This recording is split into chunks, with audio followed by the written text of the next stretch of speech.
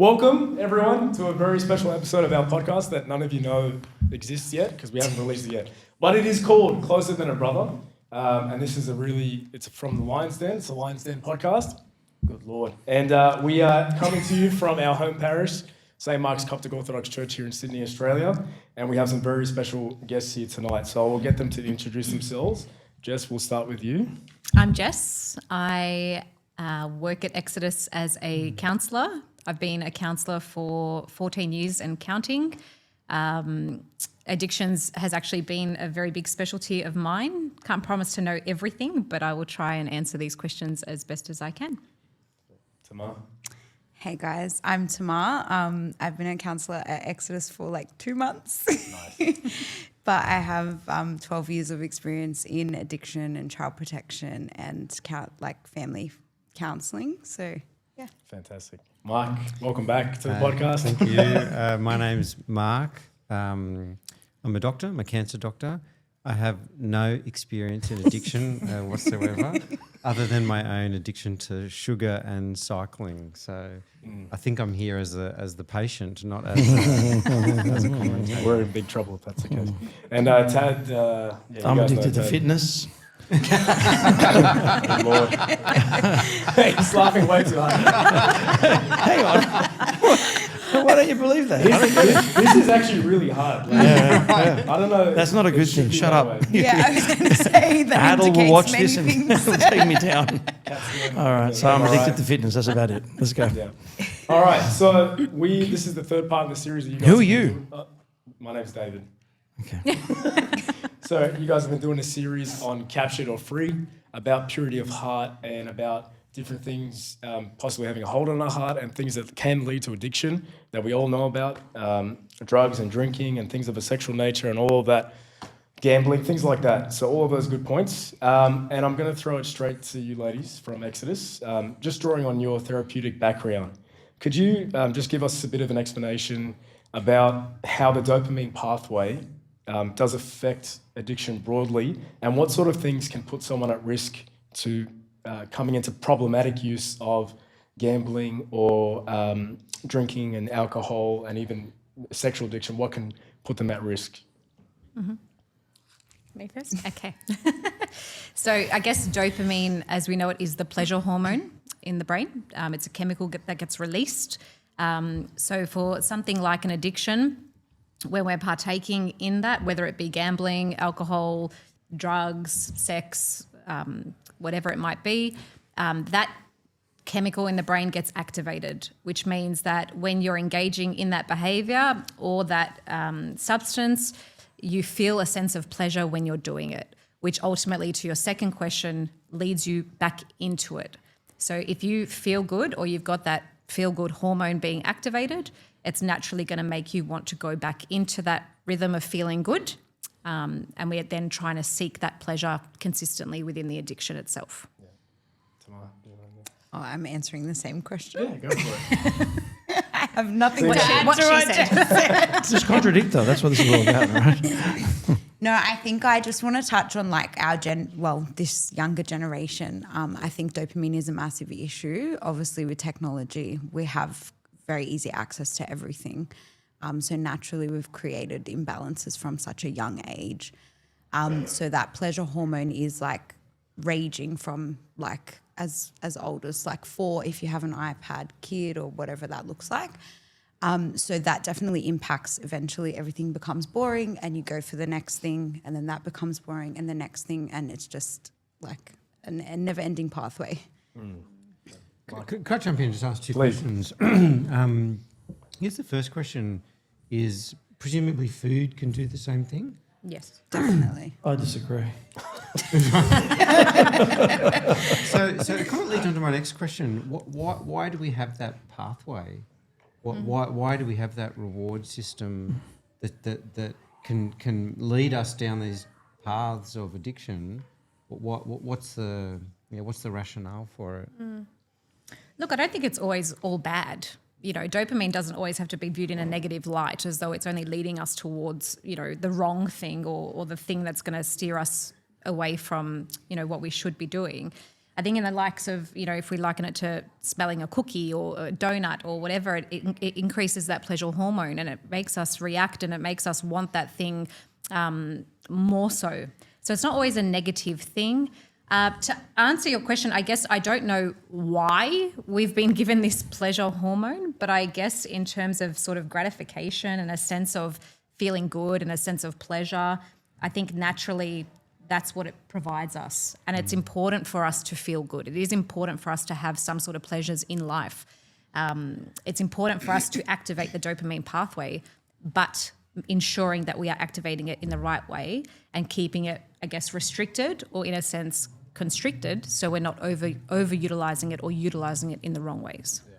Mike, did you have an answer to your own question? Oh, I feel like you did. I always have I learnt in law, you never ask a question you don't know the answer to. But Tell me, Mark. yeah, What's no, so it's exactly along those lines. I mean, ultimately, if you look at animals, so that they have certain things that they do which are important for their survival, and some of them are pleasure-led. So eating, if there was no pleasure in eating, what would make us eat? But we know from a very young age there's that need, that desire, and then there's the pleasure. And of course, you can go too far and eat the wrong things and eat too much. Similarly, actually, with sex. So procreation is important. It should be enjoyable because God wants to encourage us to do it in the right way. So it should be pleasurable. There should be a reward. There should be some sense of enjoyment, but of course we can, use that in the wrong way. So you're saying that there should be an output for the dopamine, just not the enjoying the dopamine for the sake of enjoying the dopamine. Yeah. So there has to be a cause and an effect, an output. I think a healthy. So it's there for a reason. Yeah. It's we haven't created it ourselves. No. So it's within us to serve a purpose. There's nothing wrong with pleasure, but how we go about it, how we do it, when we do it, with whom we do it, there can be a real problem with that. But I think it's actually important sometimes for us to break that down a little bit. That you can, if you're getting pleasure from something, it's okay to feel pleasure. And we have this God-given gift to feel pleasure, but we then need to be able to step back and say, am I doing that in the right way? Is it healthy for me? Is it overall serving me positively for the reason it was there, or is it starting to affect me in a negative way? Yeah. On that point of affecting you in a negative way, there are some things that I think people will argue. It's not black and white. It's a grey area. Like it doesn't. This thing isn't explicitly said in the Bible that it's a sin. So like, what's the problem? And a verse for me that always comes to mind is from 1 Corinthians chapter 6, verse 12, where St. Paul says, "All things are lawful for me, but all things are not helpful. All things are lawful for me, but I will not be brought under the power of any." So that's a pretty scary reality of, okay, that this thing in my life, maybe it's not a sinful thing, maybe it's a habit, maybe it's a hobby, maybe it's a sport even, but now it's gotten to the point that I'm under its power. So again, going back to the therapeutic side of things, like how can we identify when something's become problematic? It's become excessive. How does someone identify that and potentially start to seek help? I always look at impact. So if you look at just the impact of what you're doing on your day-to-day life, whether it be to yourself, to another person, to the event that you're partaking in, that's probably a very clear sign that it's now time to seek some sort of support. So something, for instance, like if we just look at gambling, for instance, and if you're doing that on a daily and it's starting to impact your ability to attend work, your ability to show up for your friends or your family, your ability to sort of wake up in the morning and do your daily routine. Just day-to-day impact is generally a clear sign that this is probably becoming a problem and we now need to revisit what that looks like in the day-to-day. Yeah. Does anyone have anything to add on that point? I think just to add that, like, it's when it continuously consumes you in all aspects. I think sometimes we make excuses for ourselves when things start to become addictive. Yeah. Sorry, excuse me. You're right. Our mind tricks us into thinking, I'm just doing it for an hour a day, or I'm just doing it when I hang out with my friends on the weekend. Like, smoking weed, for example. I'm just doing that on the weekend. I don't do it every day, so it's not that bad. I don't do any other drugs, so it's not that, you know what I mean? But what is the impact on our being as a whole? I think we forget that we're mind, body, spirit. Yeah. So everything that we consume in the world affects our mind and our spirit as well. Yeah, fantastic. One of the questions that I saw from the slider that really jumped out at me was about freedom, and I want to discuss with you guys that concept of freedom. I'll read what the question says. It says, I still don't get the idea of not giving into my desires being real freedom. Ultimately, it's my life and my decisions. Why shouldn't I do what I want? And I would love to hear from you guys a response to that. Why does our faith have to come at the cost of my personal freedoms and what I want to do? And I feel like that's a Mark question. Yeah, that sounds great, Mark. So it's very easy to lapse into that style of thinking, that to be told that you can't do something means that you've lost your freedom. But that's not actually the way to look at it. To be truly free is to have the power and the ability to do whatever you want, to the extent that it is both within God's plan and also good for you and for those around you, and that you have the ability to do it and not do it. So the whole problem with an addiction, it by definition means you have started to lose the ability to not do it. You are compelled to do it. It occupies you. It rules your mind. It rules your thoughts. It rules your life. It changes your behaviour. Everything through your day, or a lot of your day, will depend on whether you can fulfil that need or not. And so it's important to think about that, because that's not to be free. That's not freedom. That's not freedom at all. You might say, I'm free, I can use drugs, or I'm free, I should be able to gamble. But if it is controlling you and occupying you, and you are compelled to do it even when you realise it's troublesome for you and you can't stop it, you are no longer free. So, for example, the gambler who is losing money that they don't have, they're not free. They are enslaved to their addiction. yeah, The person who is unable to function or unable to go a day without looking at pornography, that doesn't mean that they're free to look at pornography. They have lost their freedom to switch it off and to stop doing something that they don't want to do. And what's interesting, actually, certainly when you speak to people who abuse substances like drugs, early in their journey through drugs, the beginning is very pleasurable for them. And I think it's important to acknowledge that, actually. It's wrong for us to say to people, oh, if you ever touch drugs, it's the worst thing ever and it's awful. Well, that's impossible. That's impossible. If it was always awful, no one would ever do it. We don't have an addiction of people throwing themselves in front of cars.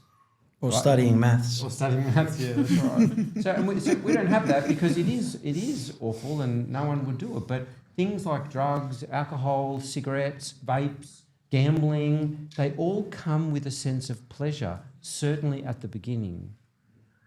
But certainly with substances, the problem then becomes not that it gives you a high, but rather that if you don't have it, your low is so low that you can't live. And all it's actually doing at that point is bringing you back up to normal.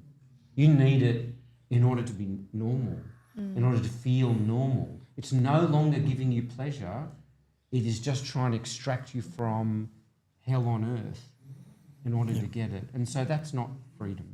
And we've seen that in the service as well. So when we're serving people who've got gambling addictions, for instance, and I've got a distinct example, the person that was gambling gambled everything away, including selling their children's toys. Everything was gone. Like, their family left, moved in with their parents. He was living on his own. He ended up living, the only thing he cared about was his dog. Like, it was an incredible, like, mess of a life. He destroyed everything he had. He destroyed his job, his reputation, his family, his extended family, his direct family, like bloodlines were gone. The dog died and he wept and wept and wept. It was like he lost this idea of reality. Like the dog was the most important thing to him. You lost humans. Like you've lost things that are like tangible and real in front of you. And the dog was the only thing that like affected him. So this imbalance, and it probably started with just playing cardies at, with the tradies he was working with. And in the end, it turned into this destructive force that completely destroyed everything, where he was weeping over a dog but not weeping over losing blood family. Like, it's so imbalanced. It's crazy. I think that's a really important distinction, though, because this is what we tend to see a lot of, which is, like Mark said, it starts off as quite pleasurable. Addiction is pleasurable at the beginning, but then the outcome of that, unfortunately, is this, which it does change you over time. You start doing things that you never thought you possibly could or would even have imagined thinking of doing, and I'm talking about just from professional experience, people who start stealing or start selling all their belongings or start drug trafficking and getting into areas of their lives where you would never have thought that this person would ever contemplate doing that, but it's out of desperation. It's out of the need to protect, or what they think is protecting themselves and their family at the time, only to get to a point where they then realise, wow, crisis is hitting. I'm now losing absolutely everything that I have and I can't recover from this. So the idea here is that addiction might look one way. It eventually changes that person, and that person no longer knows how to identify with themselves. They don't even know their own character or who they were before their addiction. So it gets to that stage. And I remember clearly talking to someone who gave me a phone call, and it was in crisis mode. And he said to me, I've just lost everything in the space of 8 hours. I have put all my money into shares and it's gone. He's like, I'm about to lose my wife. I'm about to lose my kids. I'm about to lose my home. And now I don't want to be here anymore. So it gets to this point of really, despair. And trying to keep hope amidst that despair. Hope that if I just do this, I will save myself and my family. If I just, if I can just get away with stealing money from my business and, trying to win a little bit more to get that money back, that, I can recover, I can get out of this. But the hole gets dug deeper and deeper and deeper and deeper. But it's not only that. What it is the problem becomes so big and it's like a drowning person, right?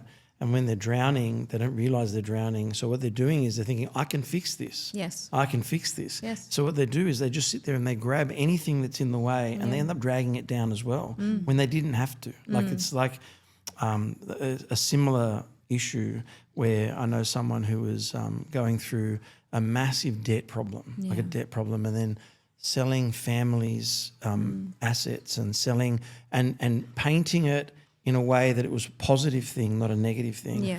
But if he hadn't done that, he would have been in the same position but not destroyed their lives.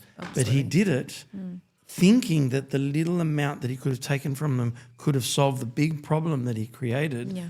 It's like a drowning man. He had no idea that all he was doing was grabbing onto anything to pull it into the water with him. And unfortunately, everyone lost. And that's, I think, the thing that we don't think about at the beginning. At the beginning, Of course. it tastes great. It's so good. Like, you don't understand what you're missing. Like, And it's but- alleviating something for that person. That's right. right. When you look at people who utilize substances, for instance, at the beginning, it's almost like a coping mechanism. It helps them feel good and gets away from work stress. It gets away from all the troubles in life. And therefore, that becomes the association. So if I ever feel stressed again, I now want to use substances to be able to get away from that stress. And then it's just this repetitive cycle that people find themselves in. And a lot of people that use substances say, like, nothing will ever be like the first time ever used, ever, in any substance that you use. and they're constantly chasing that hit to the point that so many people I've worked with have said to me, I actually don't even get high from the drug anymore. I get high off getting the drug.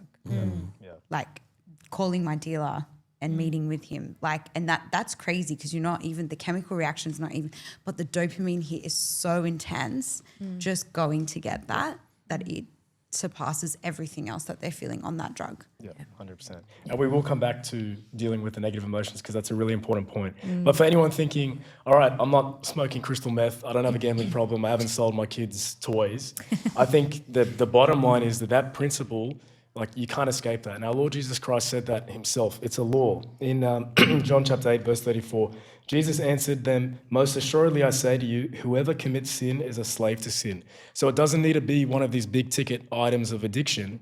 If I am committing sin, if I'm giving myself to it, if I'm allowing that in my heart when the heart should be God's place, I'm making myself a slave to that sin. Something that's really, it's beautiful, but it's scary. In the prodigal son, when it talks about how he went to the faraway country and he joined himself to a citizen there, the church fathers talk about how that citizen is the devil himself. And when we give in to these things and we really go down a path that we shouldn't be, it's like we are joining ourselves to him, and all he wants is what you guys described, that despair and the drowning and the complete loss of everything. Like God wants us to have this dignity as children of his, as children of God, and made in his image and given the Holy Spirit, and we allow ourselves to drop so low. And like the image that I always have is like Samson. You know, he had this amazing strength. You know, he's a judge of Israel and all this stuff. And then what did the devil reduce him to? They plucked out his eyes. He lost his strength, and he's pushing around this mill, and he had to, you know, and then like God redeemed him. But it's that image of like we were made for glory to be children of God. And we allow ourselves to through slavery to sin, to come down to, there's such a loss of dignity. And I think that breaks God's heart. But that's the reality for any sin. It doesn't need to be one of these serious addictions. And to Mark's point, St. Justin Popovich says, in truth, there is only one freedom, holy freedom of Christ, whereby he freed us from sin, from evil, from the devil. It binds us to God. All other freedoms are illusory, false. That is to say, they are in fact slavery. So the only true freedom, like freedom is not being able to do whatever you want, whenever you want. True freedom is to be in Christ and to like nothing can touch you. You're in the arms of God at all times, and that's the most beautiful thing. Anyone else have anything on that before we move on? I just want to say, I think it's a really good point that, you know, that it's not just about those big ticket items. Like there might be, maybe everyone here might be saying, I don't inject drugs, I don't drink alcohol, I don't have a sex problem, you know, I don't gamble.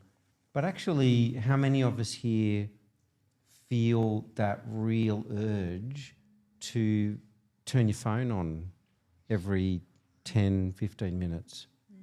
Almost have to.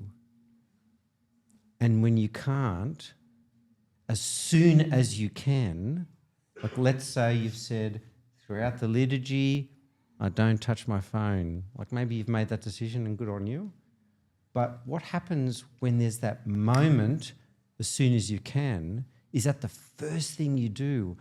The reason I say it, that doesn't necessarily mean you're terrible and you're going to hell or anything like that. But I think it's important to be sensitive to what is controlling you. There is some control there. And the more you can be sensitive to it, the more you can maintain your own freedom, because you'll be really in tune with what are the things that are driving you by habit, by desire. So there is, I mean, correct me if I'm wrong, but a dopamine hit for when you turn on your phone, for when you flick, for when you click on something. And all of the algorithms, they all know that. They are driving you to do that. The whole concept of notifications at the top of your phone, every app wants you to allow it to give you notifications, because that is drawing you into the app, and you've got to check it. And when it's there, you've got to clear it, you know. Like I must say, I hate opening my wife's phone for whatever reason. There's like 10,000 notifications at the top. She doesn't ever look at them. I'm like, how can you know what's going on? But then I realise it's this thing for me I got to clear my notifications. I got 19,000 messages I haven't read. 19,000. Emails. But like I've got like 20,000 emails. Whatever. But if I can add to what Mark just said, because I think that's a really important point, Mark, in terms of technology and it consuming us, it actually acts in the exact same way as any other type of addiction, particularly when, you've got that notification center. Who has ever witnessed themselves scrolling on their phone and then you look up at the time and you realise, whoa, I've been doing this for an hour. Why have you been doing that for an hour? Because I can guarantee you would have started off a minute here and a minute there, and then it's slowly increased because your tolerance has also decreased. You need then more of that to get the same feeling, more and more and more and more. And it's instant gratification. And that's exactly what we're getting when we're, engaging in gambling or drugs or other vices. It's instant gratification. The minute that we're able to go on social media and see someone has liked our post or seen someone respond to something, you put a post on social media and how many times you check your phone waiting to see how many likes, how many comments, how many things have come through. Why? Because we want instant gratification. We want to feel good. We want that dopamine hit. And that's what we're always continuously seeking. So it's more about, it's not really about, so the vice is important, but it's not about the vice, it's about the What you're getting addiction. from it. And it's the Yeah. addiction, which is the deeper issue. So, Yeah. so any vice can be a vice. Correct. But it's what I do with it Correct. and how I control it. Yes. So then moderation is important, right? So control and moderation, is that right? Is that Yeah. what we're saying? That's right. Yeah. Okay. Coming from the guy that will send me like 15 the dumbest Instagram reels I've ever seen. You're definitely on the toilet. At 3, and You're usually definitely on the toilet. usually at 3 o'clock in the morning, And I'm awake. going, woo! But that's good. Like, you're not alone. We're all in the same boat and we all do it. Me first. Don't I worry, do the exact everyone same knows thing. because I send them the messages too, don't worry. It's not much special. I don't feel special. I don't get your messages. Don't worry, 3 o'clock tomorrow you get don't some want- messages. Jess, you mentioned something really important about negative emotions because I've done a lot of research into the addiction cycle. And if anyone doesn't know what I'm talking about, just Google it and look at the images of the addiction cycle and the tension. And that leads to, there's a negative feeling, there's an unmet need or even just boredom or some kind of restlessness. And then we go to that behavior that we're using to soothe ourselves and get release, get a dopamine release, get some reprieve and from that feeling. So I want to ask about the exit point in that cycle. So say I'm really feeling like that weighed down by that unmet need, that boredom, maybe some pain or conflict, something bad, like you just said, had a really stressful day, just had a fight with your partner, whatever it is, and you have that discomfort and you are, everything in you is urging to run towards that thing that you always go to. How do we find the exit point in that cycle of addiction? Sure. Look, I think it starts way before then, or it should start way before then, in terms of identifying sort of the triggers or the symptoms or the things that you're noticing about yourself and sort of the patterns that you're engaging in that get you to that point. It's very hard to find an exit point when the urge is so strong. It's very difficult. When the urge is really high and it's there, you're going to want to act on it. And this is why we call it sort of early intervention. It's recognizing those signs pre it happening and trying to sort of mitigate that risk as it's coming. So a lot of the time, the exit point would be much earlier. And that might look like, like I said earlier, the impact. So seeing your day-to-day, how it's actually affecting you, how much it's consuming you, and being more mindful and aware of those things and trying to make those small, significant changes that might help reduce the risk. If it is a point of, urgency where you're really struggling and the urge is very strong and you really can't get out of it, then talk to someone, identify it. As we've identified just now 2 seconds ago, we're all in the same boat. We're all experiencing something that is consuming us, something that might be affecting us. There is nothing wrong with reaching out and asking for that support or that help. Help. And help. Yeah. Good Lord. 3 o'clock in the morning on Instagram. But even doing small things like setting notifications on your phone to remind you, not to be on it for too long, blocking social media apps after a particular time. I put the do not disturb function on my phone after a particular time of the day so that I literally am not disturbed. So little things that we can do to... Are there also warnings like, we put warnings on cigarettes In the olden days, I mean, these kids would understand this about speeding. Like, you know, when you have a car, you feel powerful and you want to drive fast. And, you know, we could get addicted to the feeling of speed, you know, going quickly, the adrenaline rush.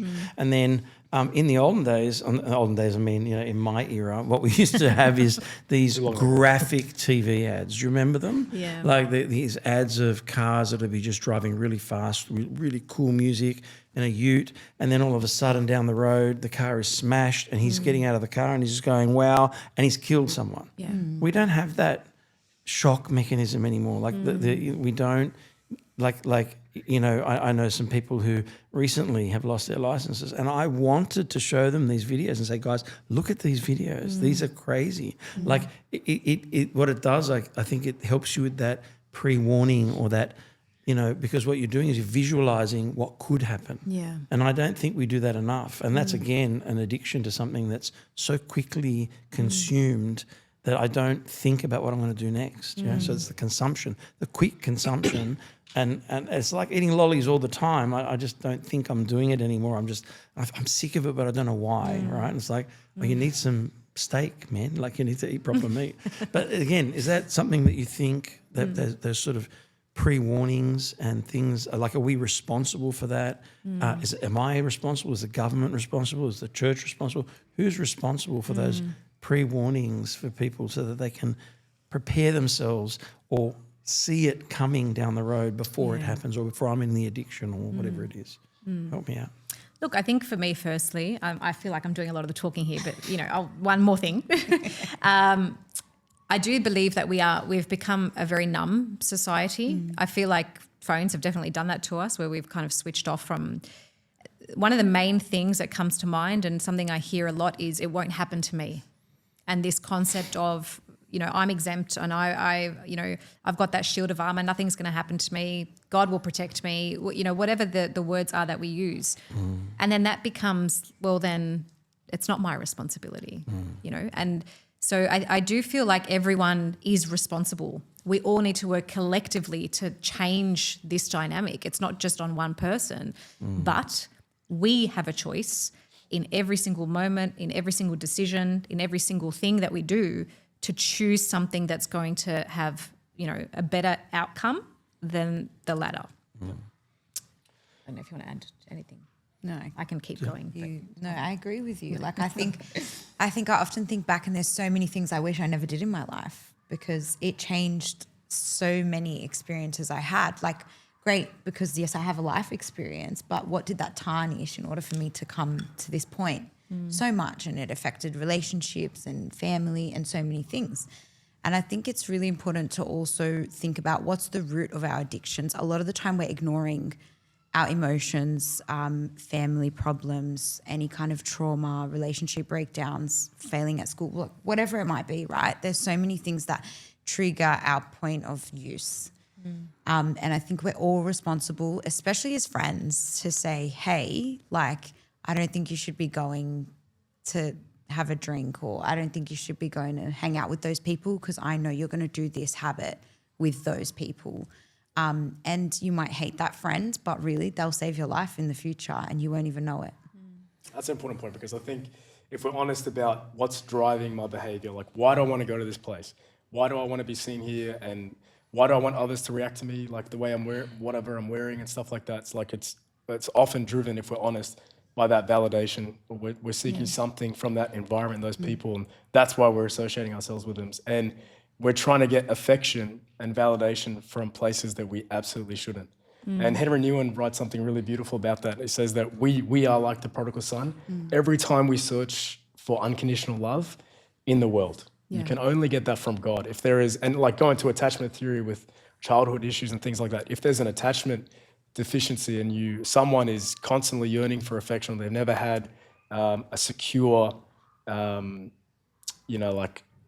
relationship where they feel that they can be vulnerable and they're safe and things like that, you'll chase that in different ways. And it doesn't have to be just the things that we're thinking about. Even Father Elijah Stephanos in the States, I heard him in a sermon recently say that even gossiping is like a perversion of love and intimacy, which are good things that God has given us. Because when you're gossiping with someone, you feel like, oh my God, you see, like, and you feel like that sense of intimacy with that person, that you've shared this top secret knowledge, and like you were the one to give them that knowledge. Like, it's a perversion of intimacy and attachment that is something God has given us and something that's important for us, but we're going in the wrong way. Misused. On your point that you said, next question. Someone sent this to me directly.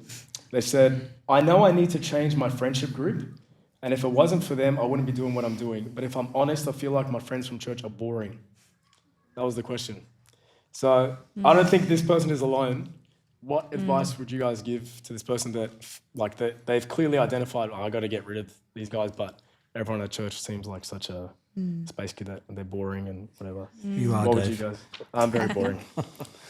I think like all friendships have different levels and points of intimacy, as you said before. I think you can cut that part out because it doesn't make sense. Guys, forget Points what of she intimacy. said. Cut it out of your brain. All right? Can you imagine if we had to do that every time? Brother, we get excommunicated. Yeah, I know. No, because I think your group of friends is really important to where you end up in life. They influence everything. They influence from a really young age the decisions you make, what becomes, I guess, a normal standard for you of things that you accept and the things that you don't accept. We often find, obviously, friends that are maybe outside of church are more prone to like social drinking, potentially using drugs socially as well. And those habits then become normalized. And so we then have opened a whole new world that maybe our church friends not necessarily accept that so naturally. That might seem boring, but I think if you look at our role in the church holistically and you look at the concept of we're one body in Christ and we're all united when we have communion, so that means that we're responsible for each other in that regard. So your church friends are boring, but are they bringing you closer to God? Is God boring? That's the question I think you need to ask yourself. And what does that look like? Delve into why you think these relationships are boring. Is it because they don't accept you drinking on the weekend? Well, then is that they're being boring, or they care for you and they care for your well-being because they know where that's going to end up? I think that's the perspective you have to shift to. Yeah. Mark, we haven't heard from you, mate. Yeah, I was just thinking, I mean, I want to say it's the chicken and the egg, but that's actually not the right analogy. But if what you find is that your friends at church are boring, or let me put it another way, you're drawn to people who have the same interests. We are naturally drawn to those whose interests align with ours.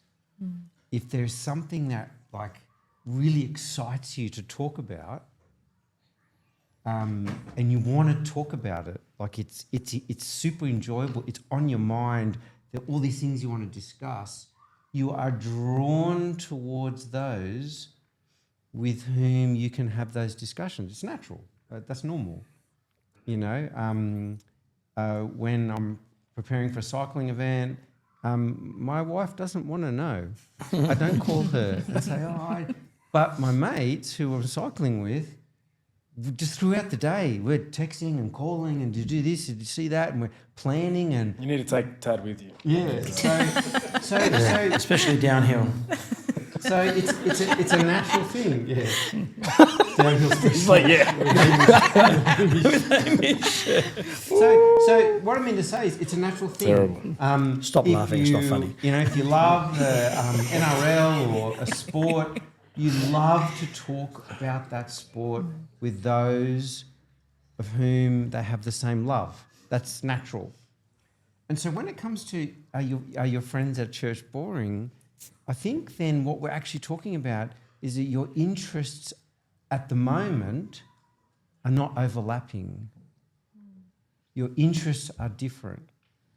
And if what people naturally find, and you'll see this 10,000 times, if their life is outside the church and they have lots and lots of friends outside the church, but then over time their heart becomes directed towards God, they don't make a conscious decision actually to stop hanging out with their friends, they just find that their interests are now different. They want to, what excites them does not excite their current friends. What they want to talk about, their current friends will be looking at them like they are strange. And similarly, what the friends want to talk about, it no longer is of interest to you.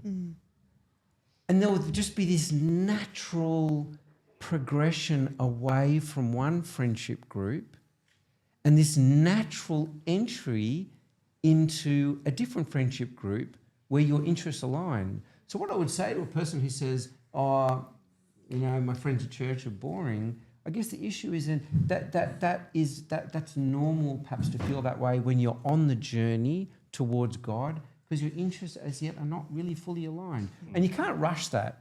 You can't force yourself. It's like a food that you don't like. You can't just say, I must like this food. I don't like it. I don't like the taste. That's just how it is.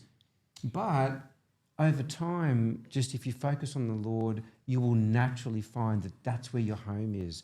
And these are your brothers and sisters. And these are the ones you want to hang out with. And these are the ones who gets you excited because you're going to chat to them and talk to them and see them and plan something. And that will happen naturally over time. You don't need to force it, I don't think. So you're saying one day I like Brussels sprouts? I love Brussels sprouts. That's because you're a bike rider. Can I add something to this? Please. Because Brussels sprouts? Yeah, I was going to say, what do you think about Brussels sprouts? Brussels sprouts tonight. Oh, wow. I can smell that. I can smell it from here. I'm not interested in Go you ahead, anymore. Jess. Go ahead, Jess. thanks, Tad. Shh. Every time. I think to add another layer to what Mark is saying as well, and a direction that I sort of see coming from people that I work with, is there is actually a very big fear in letting go of the comfort zone. Very big fear. So church people might look very boring, but I would question, maybe it's because they're not fulfilling the need that you're trying to seek. Like David said, there's a lot of underlying needs that are met when we, go off and utilize vices or find our rhythm with addictions, that there is a huge fear in actually letting go of what has become a comfort zone.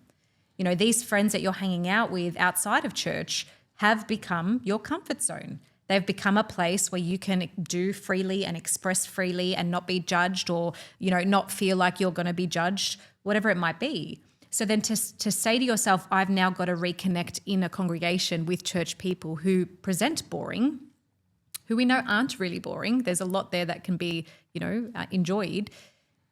It's scary. And a lot of people fear that if I actually come to this side, if I come closer to God, if I come closer to my church brothers and sisters, that I then need to let go of something that I have been holding on to for perhaps years and years and years. This has been life, and it's very difficult to detach from that. I think sometimes that transition between your friends outside and coming into the church and having more friends in church, it can be quite lonely. It's a bit confusing, and I think that's where people struggle to make that connection. It's like, I don't really have much in common with them anymore, but I don't know these people at all, and I'm scared to tell them the truth about who I am and what that looks like. But I think there's a beautiful thing in being vulnerable with people as well. And going to the Exodus story, which obviously your namesake, like it wasn't straight into the promised land. It was leaving Egypt, big Red Sea, big miracle, all that, and then they're in the desert. There's dryness and desert and boring, and it's this in-between period. And I think that's very characteristic. That'll always be in our lives, whether it's become like in spiritual struggle or changes in friendship or like it says in Isaiah, when God is doing something new in your life, sometimes there's a desert in between, and it's really uncomfortable by design. It's like stripping everything away because He's about to bring something new. And I think God is very faithful that He'll always send us the people we need, always send us the friends that we need and the support we need. And to Mark's point, sometimes it happens naturally. Something I've shared with Tad before, like the first Kenya trip to the church did in 2013. Before that, I was pretty far from the church. And when I was coming back, I was wrestling with this idea of, I'm coming back to Sydney, like, what am I going to do with all my mates that are like, like mates from uni and whatever, and like I'm not really that close from the guys from church, and like, what do I do? And I remember one of the priests who's from Canada was with us at the time. We were outside a maximum security prison about to go in, And I asked him this In question. Kenya. In Kenya. Yeah, Not here. Not here. Yeah, we're at Long Bay, just hanging out. And he said to me, In there. he said to me, like, you don't have to do anything. Like, to Mark's point, like, you are on a different trajectory. And by, you know, like the Fast and Furious when they drive away from each other, like, you will naturally deviate because you're on a completely different path. Your values are completely different. Your sense of identity that God is giving you is completely different. Whereas, like you were talking about, sometimes we hang out with people because we like the aspect of our identity that they reinforce and they give us. Like, oh, I feel like this when I'm with those people. But in reality, if I have to do 1, 2, 3 that are so detrimental to me spiritually or physically in order to win their acceptance, then maybe they should have never been my friends to begin with. So how do we do that at work? At work, violence. It's always the answer. No, it's a serious question. How do we do that at work? Because we all work with different people and different cultures and different races, different religions, different everything. What do we do? Like, you know, I have people that I work with that are completely from a different faith, like Hindu, Muslim, whatever. But do I punch on with them? What do I do? How do I? Because a lot of these kids would have the same problem. They work at, I don't know if you work at Macca's now. What do kids do these days? They work at JB Hi-Fi. I don't know. Whatever it is that they do. But obviously you have to integrate with the world, right? So what is the point?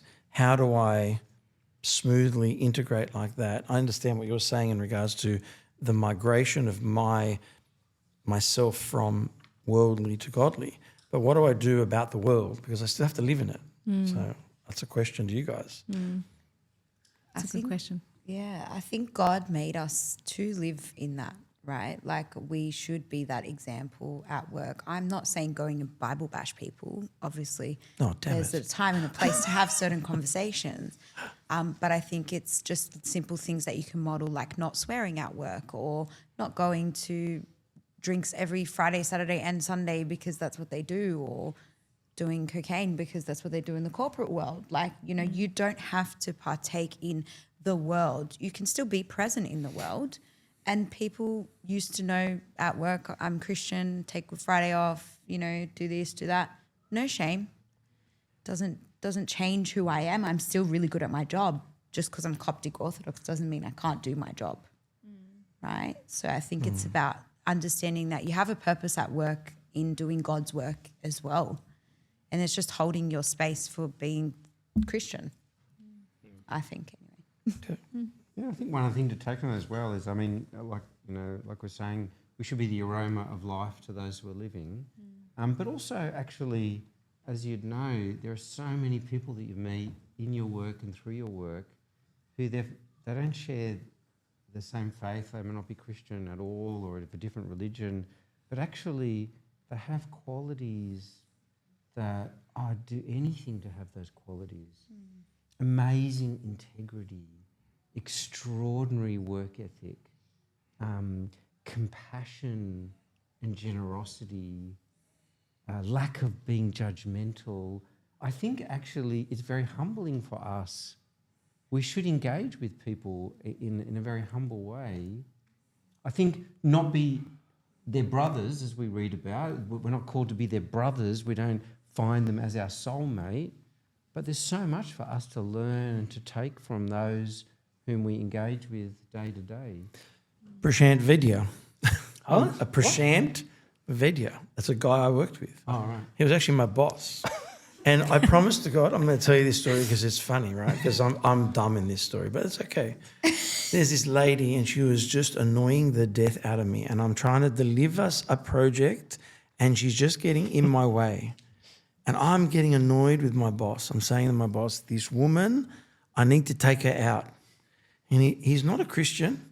He's actually an atheist. He's a lapsed Hindu, and he doesn't believe in anything. He was a vegetarian.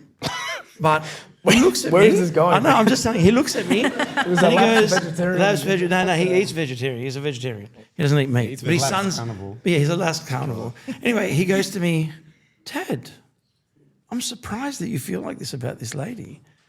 You know the thing that you lack?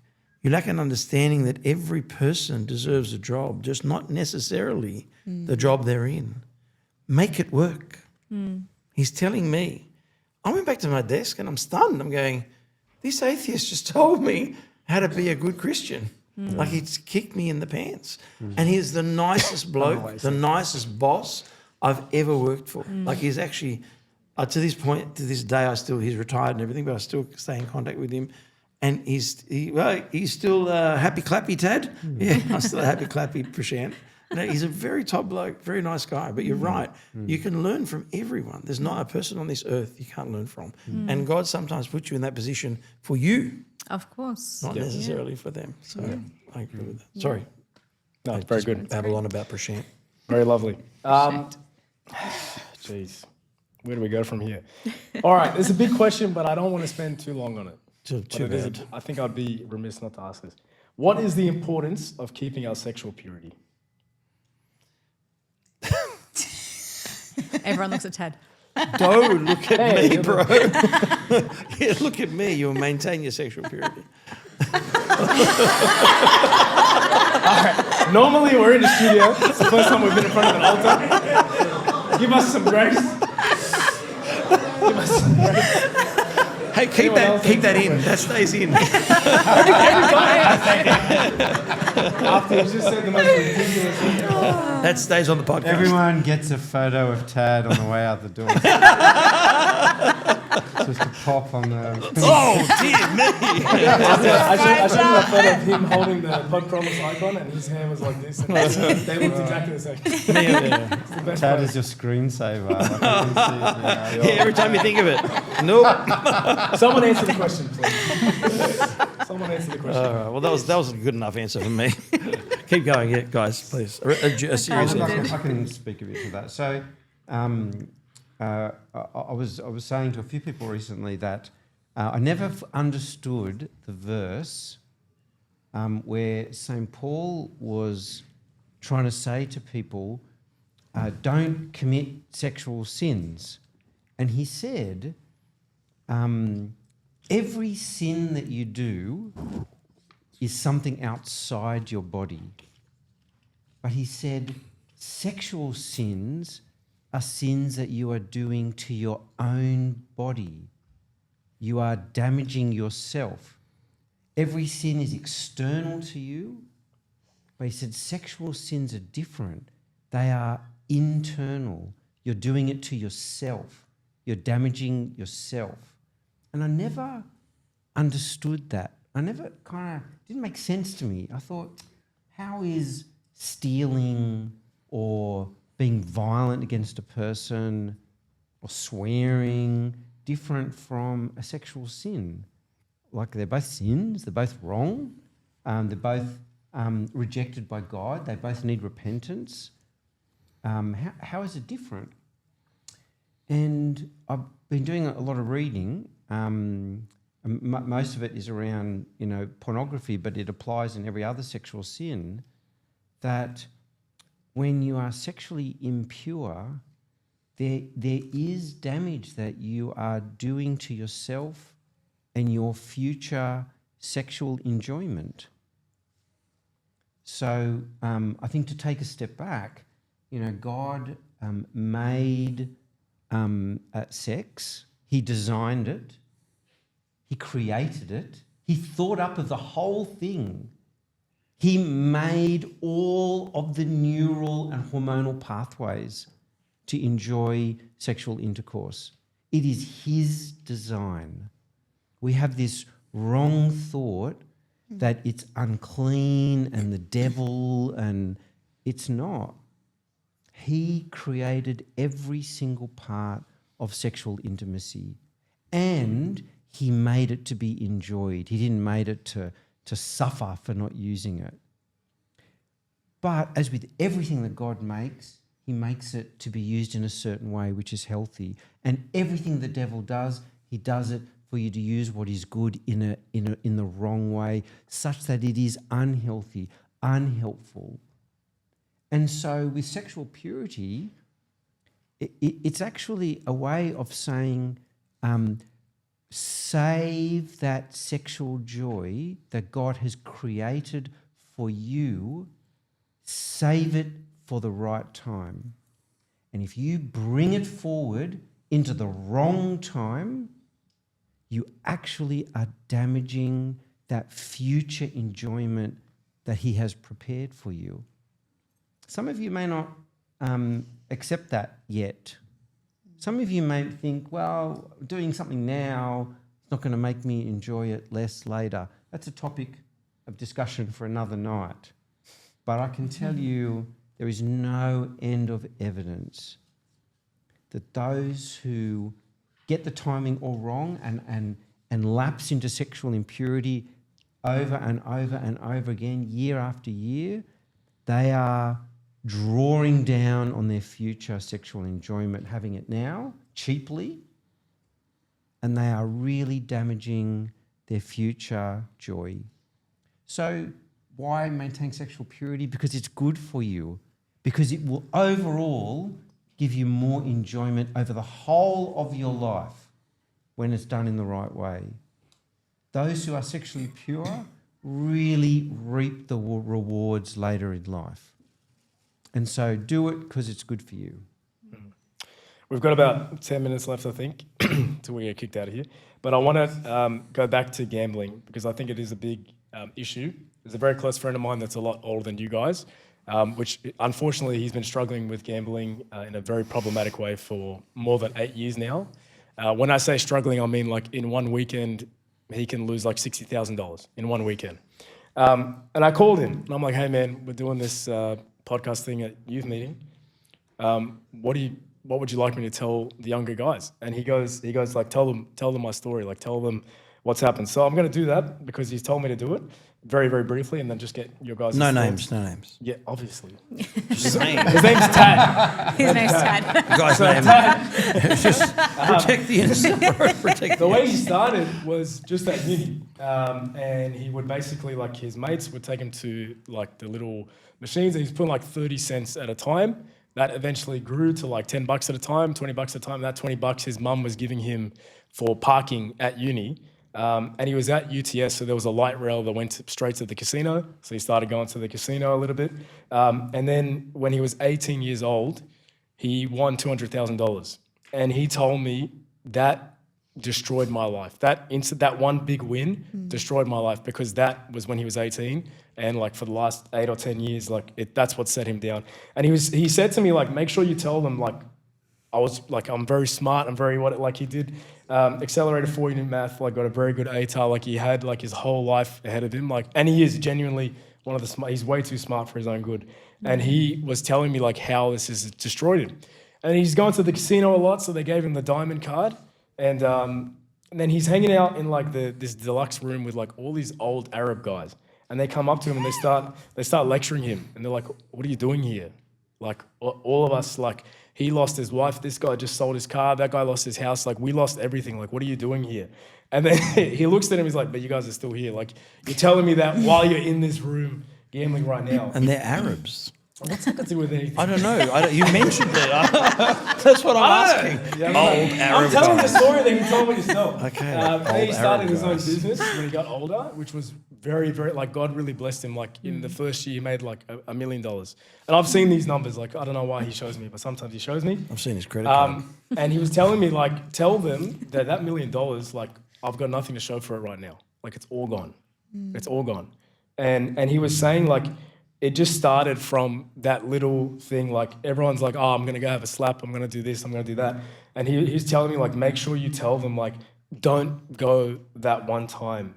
Like these machines and these games are designed by not just engineers, but neuroscientists designed to keep you there. Like I've probably done about 15 shifts at the Star Casino walking around, and I can do a 10-hour shift and see like a little old lady on a machine at the start of my shift, and then I'm finishing and she's still there.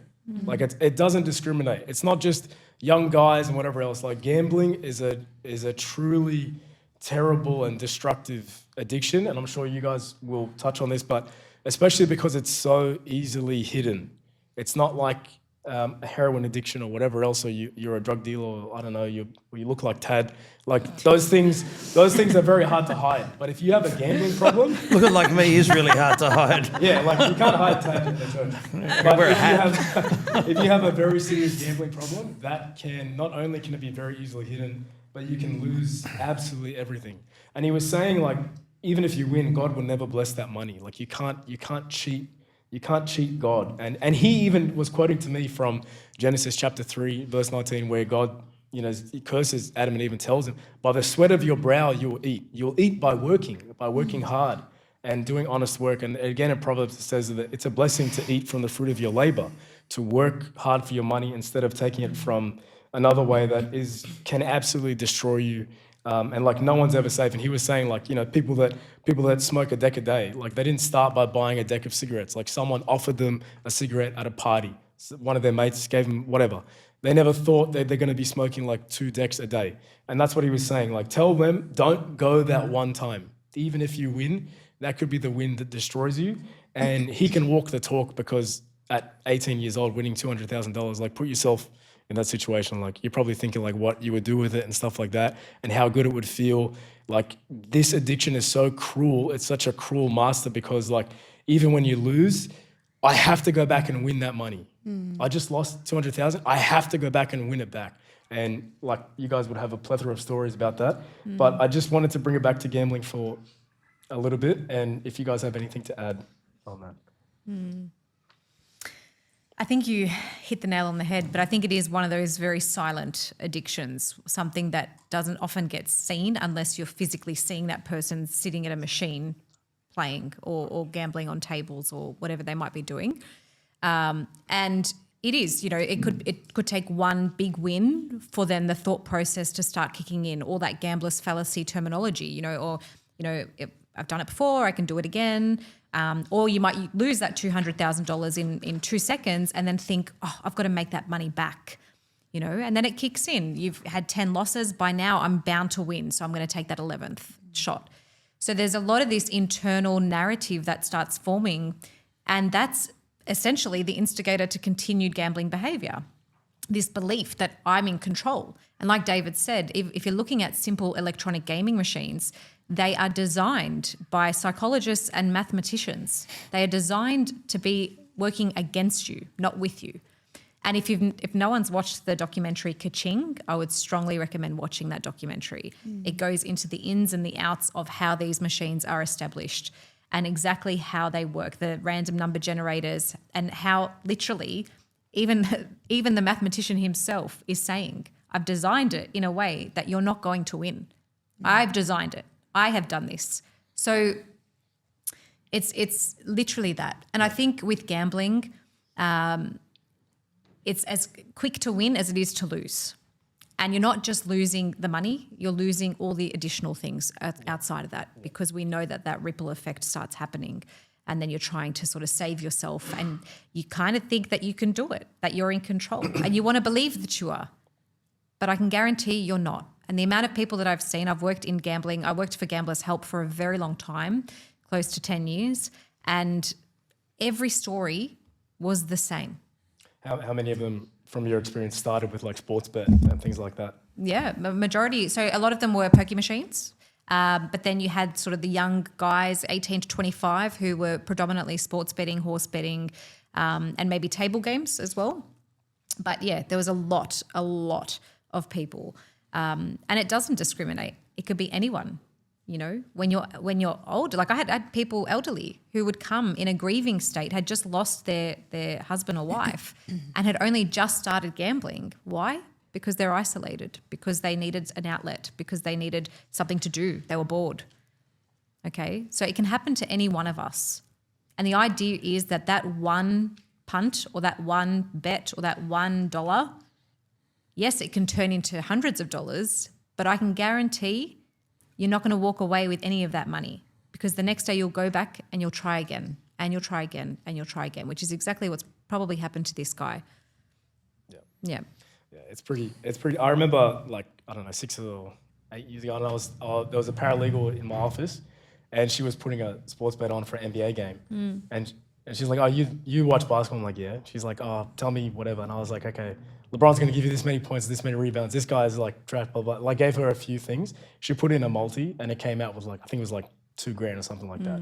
And I remember thinking like, "Oh man, like that could be me. Like I could. Yeah. That would be me. Yeah. Like I'd be down that rabbit hole 1,000%. And like we were joking about, we should split the money. I was like, nah, I'm good. I'm good. Yeah. Did anyone else have anything on that point? Just the machines. I had a friend who worked for Aristocrat, who is Yeah. the game maker, and it's a process. Like it's actually a process from the electronics to the sounds. Yes. Even the sounds they make is important. The imagery, like there'll be a pharaoh one for the people who wish they were born Egyptian, right? Or they want. And they, what they about the like big panda? cats. Or the big That's for Tad. The big panda's for Tad. the big pandas for Tad. Whatever, cuz you're not so skinny yourself. Man. Yeah, I know. I'm working on it. You're working on getting fatter. Oh, yeah. Anyway, sorry. So the idea is that these things are designed like that, but there's also they're governed by the government. So the government says, you're allowed to take so many percent. So it could be, let's call it 77%, and you have to pay out 33. So if you think about it, the house is taking 77. And they're only giving you 33. So what are your odds? And then they've got a dial that they can dial up to 85 or 87. They can dial it higher. And they're allowed to do it within that range. So it's already against you. Like the Yes. dial is against you. You can't go below the 77 and you're not allowed to because of the government law to go above the 87. So the whole thing is broken. The whole unit is stuffed. Yeah. It's stuffed, like you said, against you. So don't gamble. It's just not good for you. Yeah. I wanted to say two things. And I mean, when I was growing up, Sportsbet, never existed. You didn't have all the commentators and the sponsoring, and it wasn't really an integral part of watching sport. But now, all of a sudden, it's this integral part of sport watching. So I feel for the current young generation because you might really be passionate about a sport, and then you've started to become perhaps conditioned that to really enjoy the game is to also be betting on it. And that might then start to become indistinguishable for you. Almost like if you're not betting on it, why are you watching it? Yeah. You've lost that joy. That's a major problem. Because do you think that this has all just come about for your own enjoyment? This is major corporate money making. They are making money from you. They're not in it for the love. It's not a part of the sport at all. It never existed even 20 years ago, let alone, longer. So you're being drawn into this habit, this condition of needing to bet. And then that will be potentially for young people today, that's the gateway into gambling Yeah. and to gambling for gambling's sake. And then there's that real danger where you think that the knowledge that you have is going to help you beat the system. Yep. And that is that next real problem. You think you have inherently something within you that is going to help you make that money. So it's going to start innocent and it can start enjoyable. Like we said, all these things at the beginning, they are enjoyable. There's a high. There's a high to placing the bet and a super high to winning and being right. You called it. You put your money down, and you made it, but that will rapidly turn into something else. Yeah. But I actually have a question. Can I ask a question? Not to me, but you can ask me questions. To our experts. I'm not Oh, yeah, asking we you do have guys. experts. Yeah. Don't ask me I'm glad you anything. put us together. Wow. So, Don't make it too hard. presumably there's certain natures who are more prone, would that be right? More prone to becoming addicted, like let's say to gambling. Would that be correct? Yeah, look, we kind of follow the kind of biopsychosocial model when it comes to addictions in general. So you've got like the biological factors, which, might make you more vulnerable because of genetics or because of your temperament and the way that you've been, born and exposed, to hereditary type of things. And then you've got your psyche, so your psychological components, which are just the emotional aspect of you, your need to kind of cope and escape and deal with life and emotions in that sense. And then you've got your social, which is all your environmental factors, friends who are doing it. And I guess like sports betting is a huge one that's social, that becomes something like, let's get together and watch the World Cup and let's, and it becomes this thing that you want to hang out with your mates and you want to be able to do all those things. Unlucky for us in this generation is that we have phones and the accessibility to putting on a bet now is so easy and so quick. And I know I'm going a bit off tangent, Mark, sorry, to the question, but I think it's important to highlight that back then you would have to go physically to a TAB. You would have to make the effort to get in your car, to drive yourself there, to place the bet, to then come home, watch that race, and then wait for the outcome.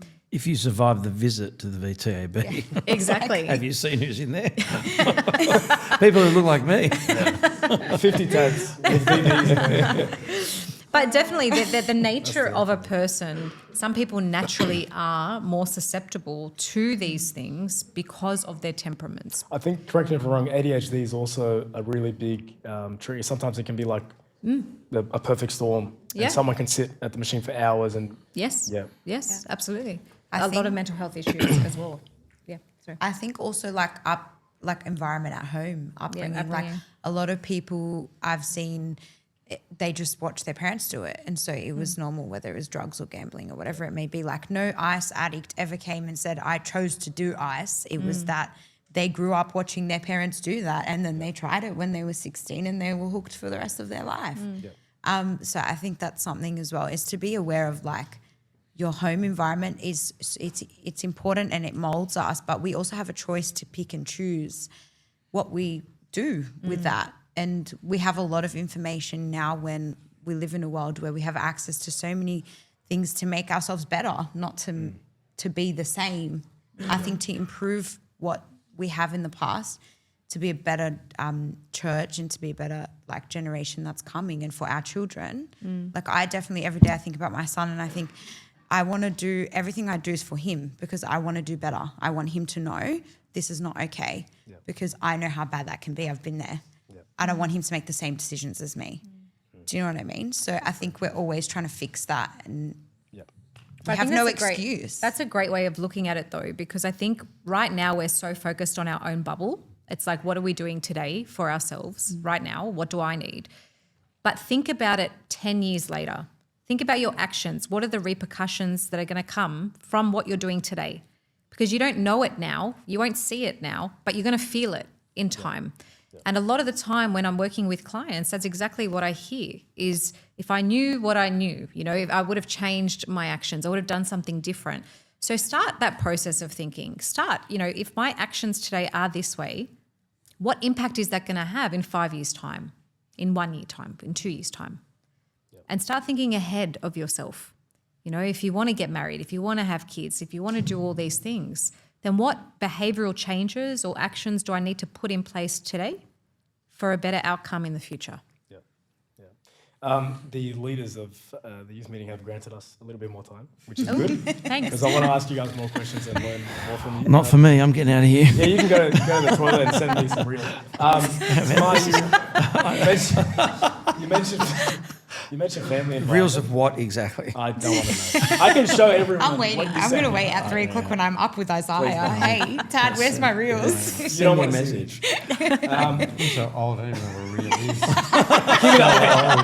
Yeah, the fishing rod. You Put it my way really anyway. He doesn't send them to me on Instagram. They're in WhatsApp. Actually, an old man. Okay. Hey, that's a lot of effort. That's a lot of impressive. effort, No, it's yeah. impressive. AJ does that to me when he thinks I'm not checking my Instagram. I'm trying to make a point. You mentioned family and the family environment. Yeah. I think a really important question to touch on. So maybe by the grace of God, I'm not struggling with a particular addiction or a particular habit or whatever it is, but maybe friends of mine or even my own family members might be going through the throes of addiction or something going on there. What is the correct way to approach? Should we approach?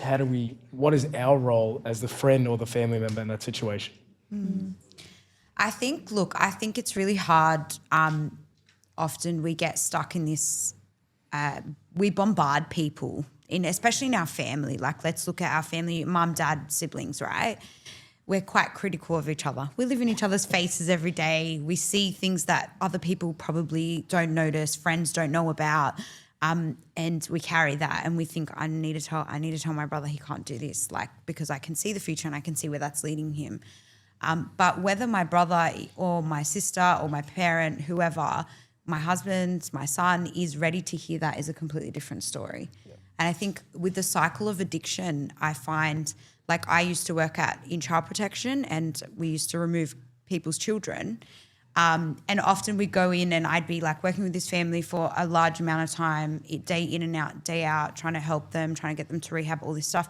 But then we get to a point of an ultimatum where it's like, do you need to go to rehab or your kid's coming into care? And it's like, well, are they really ready for that ultimatum to make real change for a long period of time? I can tell you I've seen in my 6 years at DCJ, like one person go to rehab. Wow.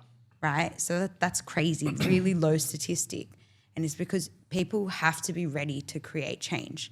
So I think it's about educating those people, not necessarily bombarding them and judging them, but giving them the tools for them to notice and to sit back and think, actually, maybe I do have a problem. And then when they get to that point, and they reach a point where they're like, okay, this is actually consuming my being, they will come to you because you've created a safe space. You've held that space for them to feel whatever they're feeling and go through the motions without saying to them, you're a bad person because you're doing this, or what you're doing is impacting me, or what you're doing is selfish. Yeah. No, because God doesn't do that to us. God doesn't look at us and say, hey, the sin that you keep choosing to commit every day means that I'm still dying on the cross every year for you. No, he's still doing it because he loves you unconditional. And I think that's really important for the people around you as well. Hold that space for them. When they're ready to make that change with the education you've given them, you'll be the first person that they'll come to and they'll say to you, I need help. And I personally have seen that in my life with my family and friends, and I've taken people to rehab physically because they've come to me and they've said, I can't do this anymore, I need help. Yep. And I'm like, I'm so glad you're here, let's do it, you know? And correct me if I'm wrong, but I think you have to be very patient. How can we be patient? Because if you're loving and supporting someone that's going through addiction, they will relapse and they will, 100%. And like you can't be like disappointed or be like, oh, why'd you do that? Like, how can you stay patient and do that the right way? Look, I think you can be disappointed because I think the reality is it's going to hit hard. And you're trying, you're doing everything in your power to try and get this person supported. And only to realise that, oh, they even come out of rehab and they've relapsed in 2 seconds. They're back on the drug or whatever they're doing. So I think it's okay to feel what you feel. It's okay to feel like you've tried absolutely everything to help this person and nothing's working, That sense of helplessness sometimes can kick in where you just don't know what the next step is or how to actually navigate the support for that person. And I also believe that boundaries are very important as well because sometimes we can think that we're the person to fix everyone's problems, but we're not the only one that needs to be involved in that. And that's where we have to outreach, like seek support from other people, come to Exodus, seek counselling, seek, psychologists or whatever you need to help you help that person. And that's where it becomes a community. You're not just doing it alone, it's everyone. And that can help, I think, with the patience aspect because then you're not carrying it alone. You're not doing it all by yourself. And I think, honestly, the thing that kind of resonates for me in this space is in order to have patience, I need to see myself. I need to see that I am also broken. I am also incomplete. I'm also on a journey that I'm walking, trying to find my way. So then that helps me extend my patience onto someone else. It helps me see that, this person in front of me, is broken, but they're also a child of God. They're also someone that I serve. They're also my brother and my sister, and that helps me find that meaning or make that meaning and keep trying and keep going. But it's also okay to call it, and it's also okay to say, you know what, my patience is done and I don't have any more. And if I'm starting to present toxic or unhelpful to that person, I now need to pass it on to someone else because I'm not doing them any favours reacting that way or I guess projecting my feelings onto them, right? So it's also assessing what's helping and what's not. Am I actually helping them or am I hindering them? Yeah. you're reminded. Sorry, go ahead. No, I was just going to say my confession father always says to me, look at yourself, focus on yourself, constantly reminding me, like, stop thinking about your husband, stop thinking about your parents, stop thinking about, look at yourself. Because that's what stops you from being judgmental. That's Which what was other stops questions you. that we had, so I really love that you touched on that. Like it just makes it, as soon as I think about myself, I'm like, all right, I can't judge that person. Yep. Like, because really I'm not any better. And all sin is equal. I think we need to remember that. Yep.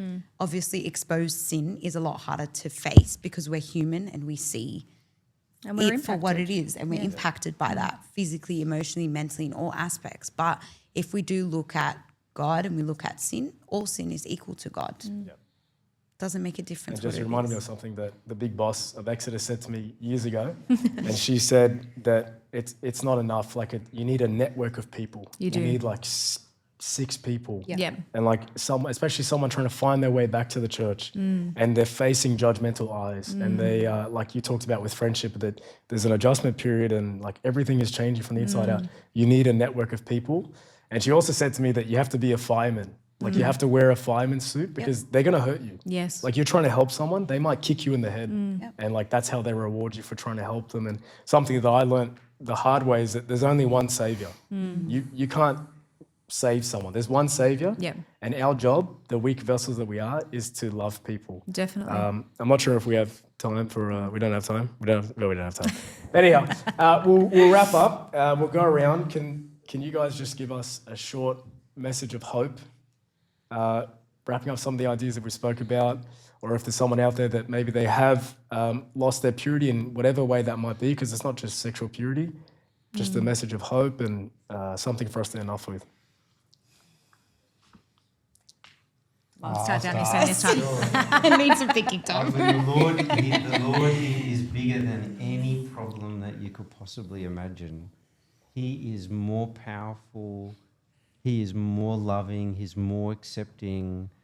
He is the wonder worker. He's the healer. He is the one who finds solutions where there was no solution. He's the one who can correct everything, everything that is broken. And so if you're struggling, you know, it's not easy to turn, and there can be a long process of healing, but everything can get better. Everything can improve. And there's nothing that you can do on your own. You need help. You need the Lord. You need his healing. But everything can get better from the position that you're at when you're broken. It's hard. I think like there's no shame. Like I think the more you're open and ask for help, the more you realize that you're not the only person in the room. Probably half the people in this room have some form of addiction. I personally have in the past as well. What did that look like for me? I came back, but that you know, like I had to do the hard work, and there's nothing wrong with that. It's not scary. I'm not embarrassed about it.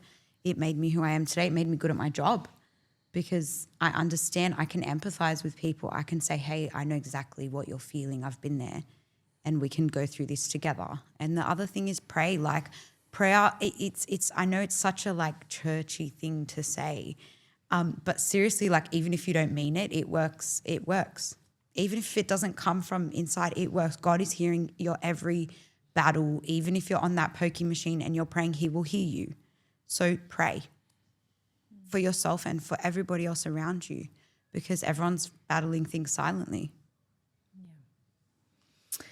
My message of hope. Okay. I don't know if that was hopeful, but Oh, no, definitely not. I think the situation doesn't define you. It's how you respond to it. That's where you are ultimately defined. And, you know, I hear all these beautiful things and prayer and spirituality, but I also identify that sometimes we're not there yet. And sometimes that's not enough. And that's the reality, and that's okay.